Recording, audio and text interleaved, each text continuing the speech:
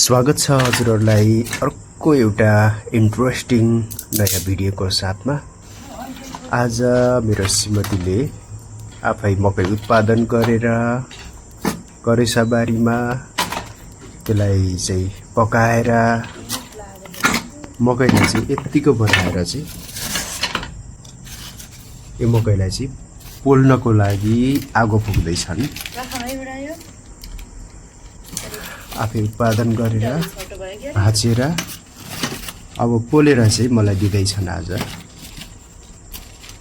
अत्याधिक गर्मी छ, यसकारण पनि पसिना छोडेको छन्। म आफैले पनि पसिना एकदमै छोडेको छु।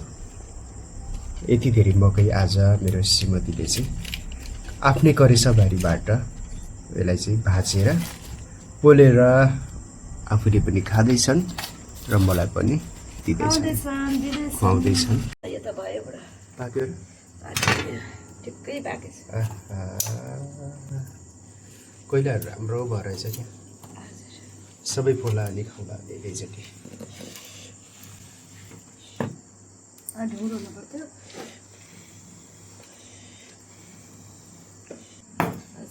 मिठो हुन्छ, पैसा पनि तिर्नु परेन, आफूले उत्पादन गरे भन्ने है। अलिकति टुक्रा जमिन एउटा खाली थियो, त्यसैमा मेरो श्रीमतीले मकै चाहिँ हामीले आज फाइनली हार्भेस्ट गऱ्यौँ। मेरो श्रीमतीले आज पोल्दैछिन् एकदमै एक्साइटेड भएर, कटनी गरेर। अत्याधिक गर्मी छ, अहिले असारको 4 गयो है आज। लगभग यो गर्मी चाहिँ भदौसम्मै रहन्छ कि है, भदौ असोजसम्मै गर्मी रहन्छ। त्यसपछि बिस्तारै चिसोको मौसम आउँछ। एकैचोटि खाउला खाँदै गर्नु के, तातो मिठो हुन्छ। ल न खाउँ त, चाखा त आफ्नै उत्पादन कस्तो हुँदो रहेछ।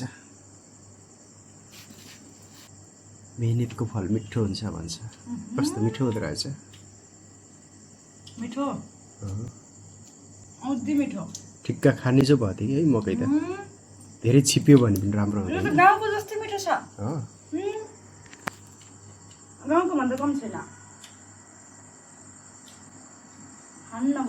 ठोकेर देऊ न अलिकति मलाई।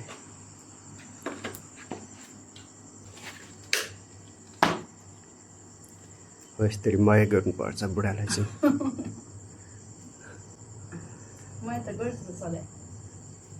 पोलेको मकै आज बुढाबुढी बाहिर बसेर खाँदैछौँ। अत्याधिक गर्मी छ भित्र चाहिँ।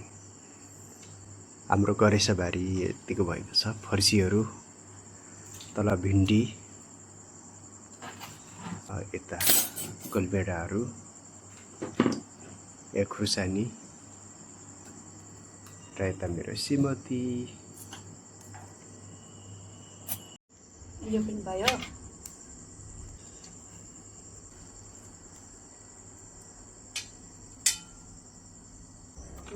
खाँदै गरौँ न। यति साह्रो भयो है मकै त। गाउँघरमा पनि मकै खाने चाहिँ सिजन हो नि अहिले त। असार भनेपछि त मकै फल्ने समय नै हो गाउँघरमा पनि।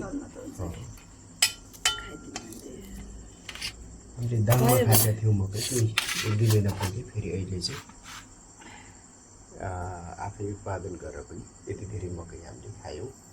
खाँदैछौ तातो छ बडा, ल खाऊ खाऊ। सबै पाक्यो, निकाल्यो। कति मिठो भयो, पाक्यो छ। ल यति धेरै मकै भयो।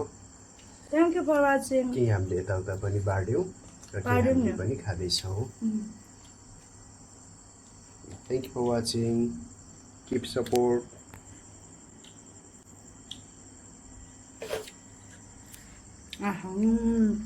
पोलेको मकैको छुट्टै स्वाद आउँदो रहेछ।